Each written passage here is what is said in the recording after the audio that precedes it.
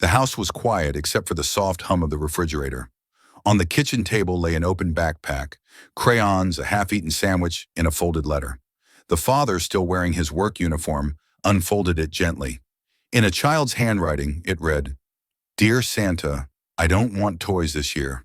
I just want Daddy to smile again." His hand trembled. That night he didn't sleep, because sometimes the smallest words can break what years of struggle never could. David Miller had learned to measure his life in shifts: the morning shift that started at 6, the evening shift that ended past midnight, and the narrow slice of consciousness between them where he tried to be a father. At 37, he'd perfected the mechanics of survival.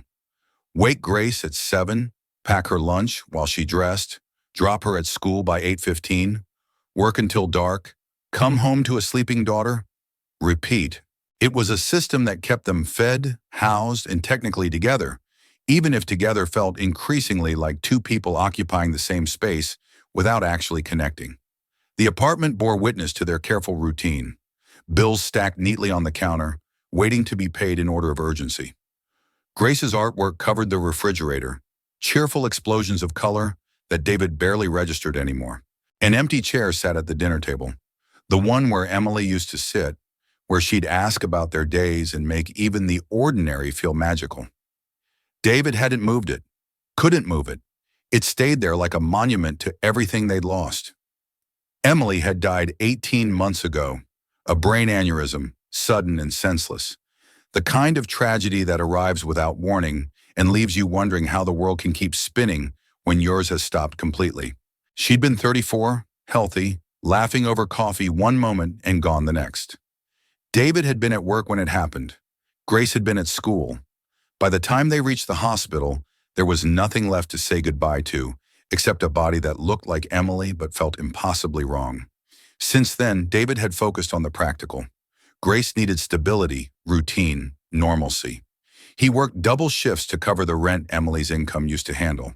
He packed lunches that matched the other kids' lunches, helped with homework even when exhaustion made the words blur, attended parent-teacher conferences and school plays with a smile that felt like wearing a mask made of concrete.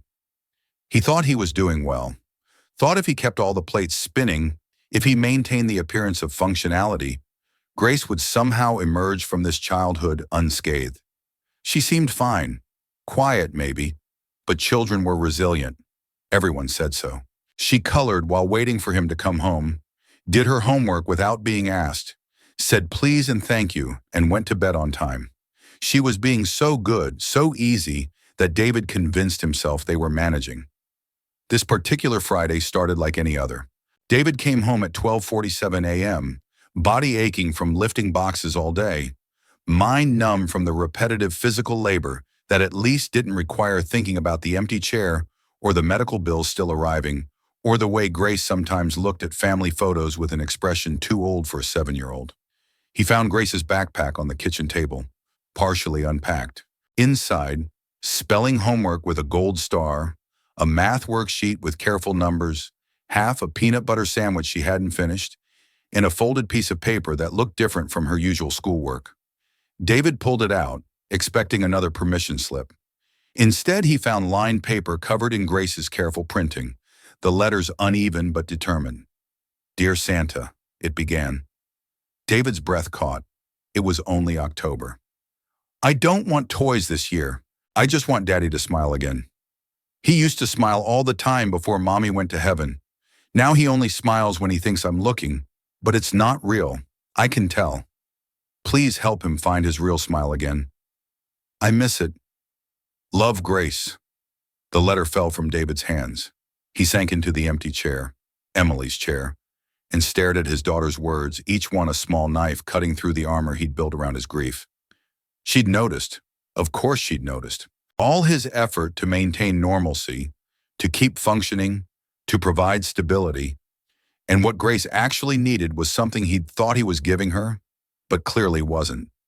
She needed him present, not just physically in the room, but actually there. She needed her father back, not this hollow version who went through motions without any of the joy that made it meaningful. Saturday morning came too soon, and not soon enough. David had sat at that table until light crept through the kitchen window. the letter still in his hands. When Grace padded out of her bedroom at 7:30, wearing her favorite unicorn pajamas and rubbing sleep from her eyes, David was making pancakes. Real pancakes, from scratch. Not the frozen kind he'd been microwaving for months. The batter was lumpy and probably wrong, but he was trying, and maybe that was what mattered. "Daddy!" Grace's voice was small, uncertain. "You're home?" The question broke something in David's chest. Home. As if his presence during daylight hours was so unusual, it required confirmation. "I'm home, sweetheart. Thought we could have breakfast together. Real breakfast." Grace climbed into her chair and watched him flip pancakes with more enthusiasm than skill. One landed half on the pan, half on the stove. Grace giggled, and the sound was so unexpected, so genuine, that David found himself laughing too. They ate pancakes that were burned on the outside and raw in the middle, drenched in enough syrup to compensate, and David couldn't remember the last time food had tasted this good. "Want to do something today?" David asked, trying to sound casual. "Just us." Grace looked up from her plate, syrup on her chin, hope flickering in her eyes. "Really? Really? Anything you want." They ended up at the park, the one Emily used to take them to on Sunday afternoons. David hadn't been here since the funeral. He'd avoided it deliberately, unable to face the memories. But Grace led him there as if pulled by invisible strings, and David followed, letting his daughter guide him back to places he'd been hiding from. Grace didn't head for the playground equipment. Instead, she walked to a bench under an oak tree, the one where Emily used to sit with a book while Grace played. David sat beside his daughter on that bench, and they watched other families together in silence. "Do you still think about Mommy?" Grace asked finally, her voice so quiet David almost missed it. "Every day," he answered, the truth easier than any lie. Grace nodded slowly. "Then why don't you smile when you do?" The question landed like a physical blow. David tried to find words that would make sense to a 7-year-old, tried to explain how grief worked, how remembering hurt even when you wanted to remember. "When I think about Mom, I remember how much I miss her, how much we both miss her, and that hurts." "But don't you remember the good parts too?" Grace turned to look at him, her face so earnest. "Like how she made really good pancakes? And how she sang in the car even though she was bad at it? And how she gave the best hugs?" David felt tears threatening. "Yeah, baby, I remember those parts too." "Then you should smile about those parts. Mommy would want you to smile about those parts. She told me once that smiles are how we keep people alive after they're gone." Something cracked open in David's chest. Not breaking, but opening, like a door sealed shut too long, finally letting in light. His 7-year-old daughter was teaching him how to grieve, showing him that honoring Emily's memory didn't mean drowning in sadness, but celebrating what they'd had. Over the next few weeks, David made changes. Small ones at first, leaving work earlier, arriving home before Grace went to bed, cooking actual dinners instead of rotating through the same 5 takeout menus, asking about her day and actually listening to the answer. He learned to braid her hair, watching YouTube tutorials at midnight and practicing until his fingers understood the pattern. The first time he successfully braided Grace's hair before school, she studied herself in the mirror with such wonder that David realized how many small things she'd been missing. They started new traditions. Saturday pancakes where they competed to see who could make the weirdest shape. Sunday walks in the park, visiting the bench under the oak tree and sharing stories about Emily. Bedtime stories where David did all the voices, making Grace laugh with terrible accents and dramatic sound effects. The apartment began to feel less like a museum of grief and more like a home again. Grace started bringing friends over, filling the space with noise and chaos, and the kind of mess that meant life was being lived. David found himself laughing more, the sound strange at first, but increasingly natural. One evening, Grace was drawing at the kitchen table while David made dinner, actual dinner with vegetables and everything. She held up her picture, 2 stick figures holding hands, one tall and one small, both with big smiles. "That's us," she announced. "Our family." David studied the drawing, noting the absence of a third figure. "Just us two?" "Yeah." Grace smiled, not sad but content. "Mommy's in here." She tapped her chest, right over her heart. "She's always in here. But this is our family now. And we're still a family, right?" David knelt beside her chair, pulling her into a hug. Always, he whispered, we're always a family. That night, after Grace was asleep, David sat at the kitchen table and cried for the first time since Emily's funeral. Not the desperate, drowning grief of those first months, but something different, a release, an acknowledgement, a letting go of the guilt that had convinced him he had to suffer to prove he'd loved her.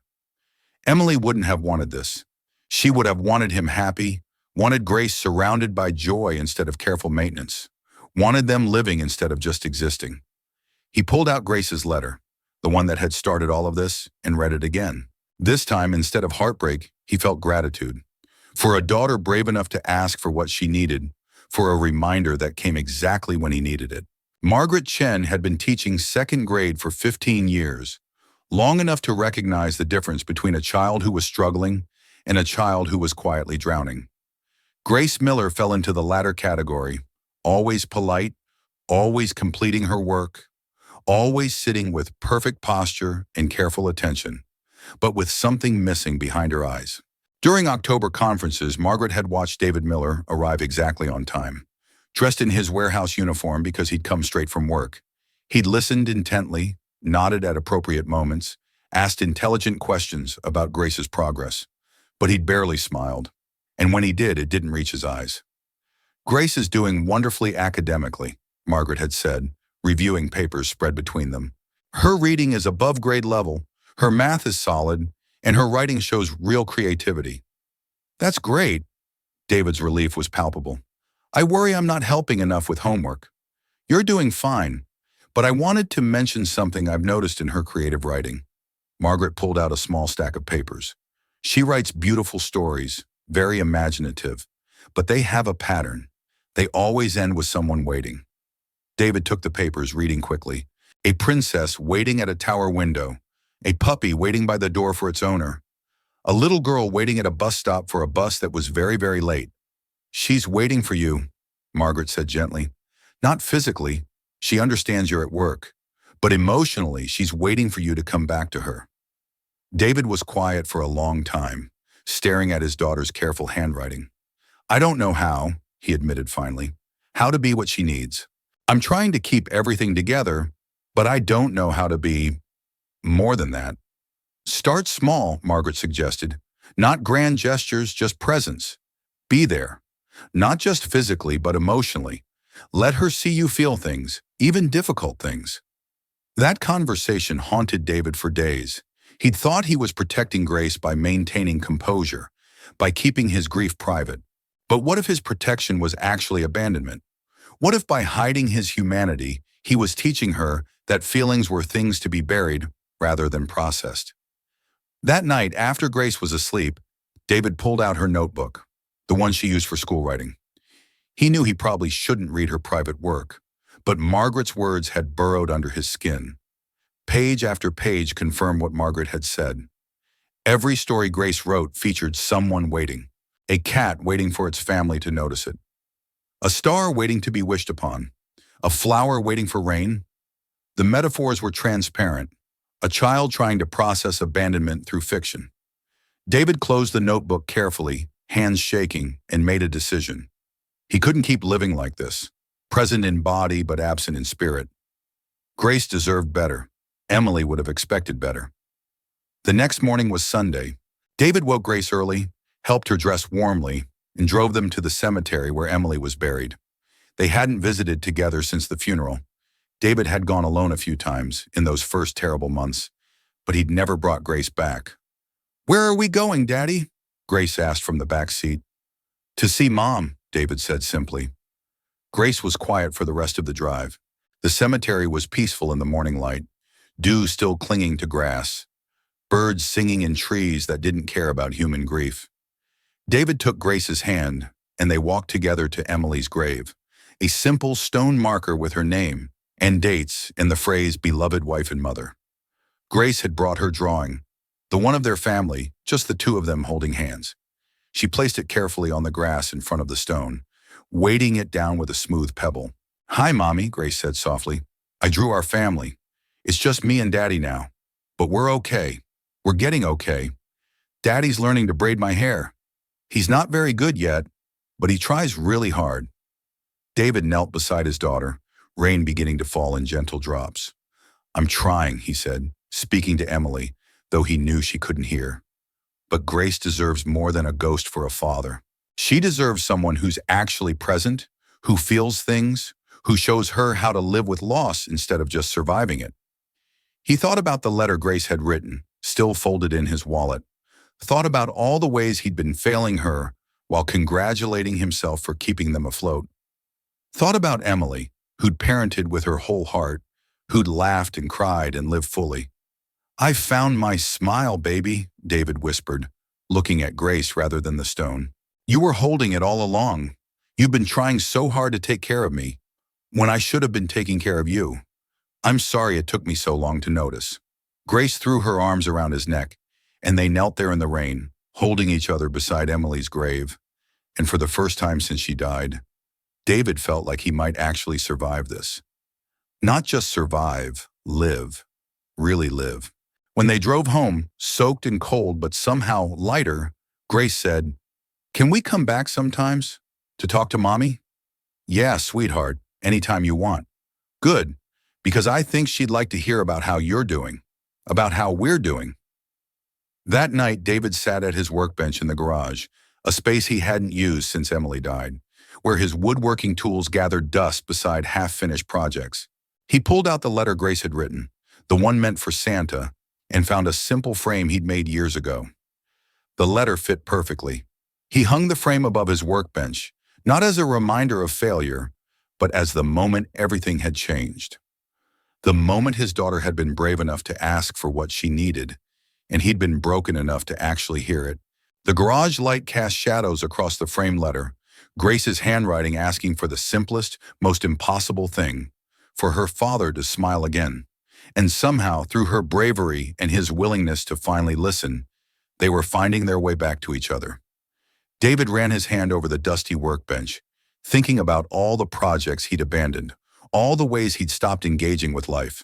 Tomorrow he'd start again. Small things, a jewelry box for Grace maybe, or a bookend shaped like something that would make her laugh. Tonight he just stood there, reading his daughter's words over and over, grateful for the wake-up call that had come wrapped in a child's letter to Santa. The woodworking started small, a jewelry box for Grace's growing collection of treasures, a bookend shaped like a cat because she loved cats. David worked in the garage on weekends while Grace did homework at a small desk he'd cleared for her, music playing from an old radio, both of them occupying the same space in comfortable companionship. "Mommy used to say you made the best messes," Grace observed one Saturday, watching sawdust accumulate. David laughed, the sound coming easier now.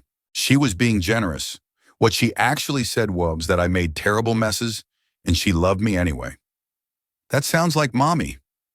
The business grew organically. A neighbor saw the jewelry box and asked if he did commissions. Then another neighbor wanted a toy chest. Someone from Grace's school wanted custom shelves. Before David quite realized what was happening, he had a waiting list and income that let him cut back on warehouse overtime. More importantly, it gave him work he could do from home, where Grace could be present. She became his assistant, handing him tools, helping sand edges smooth, painting finished pieces in wild colors that customers surprisingly loved. They worked together in easy rhythm, Grace chattering about school while David measured and cut. The apartment transformed. Noise returned. Grace's friends coming over for play dates, their laughter filling rooms that had been silent too long. The smell of actual cooking, music during dinner instead of eating in front of the television. David started accepting invitations he'd previously declined. School events, neighborhood gatherings, normal social interaction he'd been avoiding. At a PTA meeting, he found himself sitting next to Margaret Chen, and they fell into easy conversation about books and teaching philosophy. "Grace seems different lately," Margaret mentioned. "More present, more like a regular kid instead of a small adult carrying too much responsibility." "She told me I was learning to smile again," David admitted. "Turns out I needed my 7-year-old to teach me how to process grief." Children are often wiser than we give them credit for. Margaret started stopping by on Saturday mornings, ostensibly to drop off books Grace had mentioned wanting, but staying for coffee that turned into conversation that sometimes lasted hours. She'd lost her husband 5 years ago, understood grief's strange topology, the way it changed shape but never quite disappeared. They talked about literature and loss, about single parenting, about silly things that made them both laugh, terrible movies and worse puns. David found himself looking forward to these visits, to adult conversation that didn't revolve around grief or responsibility. Grace approved enthusiastically. "Miss Chen is nice," she announced one evening, "and she makes you smile with your real smile." "My real smile? The one that goes all the way to your eyes. You didn't use that one for a long time." David pulled her into a hug, marveling at her perception. The letter, Grace's original letter to Santa, stayed framed above David's workbench. He looked at it often while working, not with crushing grief it had initially evoked, but with gratitude. It had been a wake-up call delivered in a child's careful handwriting. One evening, working late on a custom cradle, David heard Grace's voice from her desk. "What you doing, sweetheart?" "Writing a story for school. Want to hear it?" David set down his tools, giving her his full attention, something he'd learned to do. This act of stopping whatever seemed urgent to focus on what was actually important. Grace read her story aloud. A tale about a little girl and her father who learned to garden together, planting flowers that came back every spring, teaching them that some things could be counted on to return even after they seemed gone forever. There was no one waiting in this story, no abandonment, no absence, just presence, continuity. "That's beautiful, Grace. Miss Chen says I'm getting better at endings, that my stories used to be sad, but now they're hopeful." "What changed?" Grace looked up from her notebook, expression serious. "You came back. You were here the whole time, but now you're really here. That made the stories different." David crossed the garage to hug her, this small person who'd saved him by asking for something so simple and so impossible. Just his presence, his attention, his real smile. Outside, autumn was turning to winter. Christmas lights were appearing on neighbors' houses. The season that had broken David's heart with a child's letter to Santa was coming around again, but this time felt different. Margaret had become part of their routine, joining them for weekend dinners, helping Grace with reading projects, filling a space in their lives that had been empty. Nothing was rushed or forced, just three people learning to build something new from broken pieces. One Saturday, while Grace painted a toy box bright purple, Margaret asked David quietly, "Are you happy?" David thought about it, really thought about it. "Yeah," he said, surprising himself with the certainty. "I think I actually am." Emily would be glad. She would. She'd probably have opinions about Grace's color choices, but she'd be glad. They laughed together, and David realized this was what healing looked like. Not forgetting, not replacing, but making room for new joy alongside old grief. December arrived with the first snow. Grace pressed her face against the window and David stood behind her, hands on her shoulders, watching flakes fall in the streetlight's glow. "Can we put up Christmas decorations?" Grace asked. "Like we used to." They'd skipped Christmas last year. David too buried in grief, Grace too careful to ask. But this year felt different. They decorated together, untangling lights, hanging ornaments Emily had collected, each one carrying a memory David could now access without drowning. Grace narrated stories about each decoration: the snowman from their first Christmas, the handmade star she'd glued in preschool, the silver bell Emily had loved. "Mommy would like our tree," Grace decided. "She would," David agreed. "She'd probably rearrange half the ornaments, but she'd like it." They laughed together. On Christmas Eve morning, David found a letter on the kitchen table. His heart clenched reflexively, but this one was different, placed deliberately where he'd find it, an offering rather than a desperate plea. "Dear Santa," it read in Grace's improving handwriting, "thank you for helping last year. You can skip our house this year. Daddy's already smiling. We're doing okay now. Maybe give our toys to kids who need them more. We have everything important. Love, Grace. P.S. We're still a family, just different than before, but still real." David read the letter 3 times, then walked to Grace's room where she was still sleeping. He sat on the edge of her bed and she stirred, blinking awake. "Morning, Daddy." "Morning, sweetheart. I found your letter to Santa." Grace sat up, suddenly worried. "Are you sad?" No, baby. I'm grateful. Last year you asked Santa to help me find my smile, and somehow he did. Or you did. Or we did together. He pulled her into a hug. Thank you for not giving up on me. Daddies don't give up on kids and kids don't give up on daddies. That's how families work. They spent Christmas together, just the two of them, plus Margaret, who joined for dinner. They cooked breakfast wearing matching aprons Margaret had given them, built an elaborate blanket fort, watched movies while eating too much candy. Grace showed David the presents she'd made in art class, a painted picture frame holding a photo of the three of them from before, and a clay handprint with "World's Best Dad" carved into the bottom. That evening, after Grace was asleep, David sat at his workbench, looking at the framed letter that had changed everything. Margaret joined him, bringing cookies. "You okay?" she asked. "Yeah, just thinking about how much can change in a year. How one letter, one moment of clarity can redirect everything." "Grace saved you." "We saved each other," David corrected. "She reminded me I was supposed to be living, not just going through motions, and I gave her permission to be a kid again." They stood together in the quiet garage, snow falling outside, Christmas lights twinkling, and David felt something he hadn't felt in 2 years. Contentment. Not the absence of grief. Emily's loss would always ache, but the presence of something else alongside it. Hope, joy, the understanding that life could hold both sorrow and happiness. The letter glowed softly in the workshop light, Grace's careful handwriting asking for the simplest thing, for her father to smile again. And somehow, through her bravery and his willingness to finally hear, they'd found their way back to each other. Morning came soft and gold. Grace sat at the kitchen table with crayons, creating something new. "What are you making?" "A picture for your workbench, to go next to the letter." She held it up. Two figures holding hands under a bright sun, both with enormous smiles. "This is us now. We're still a family, right?" David knelt beside her chair, pulling her close. "Always, baby. We're always a family." Outside, the world continued. Inside their small apartment, a father and daughter sat together, choosing every day to stay present for each other. The letter that had once broken David's heart now reminded him, sometimes the hardest letters to read are the ones that teach us how to love again.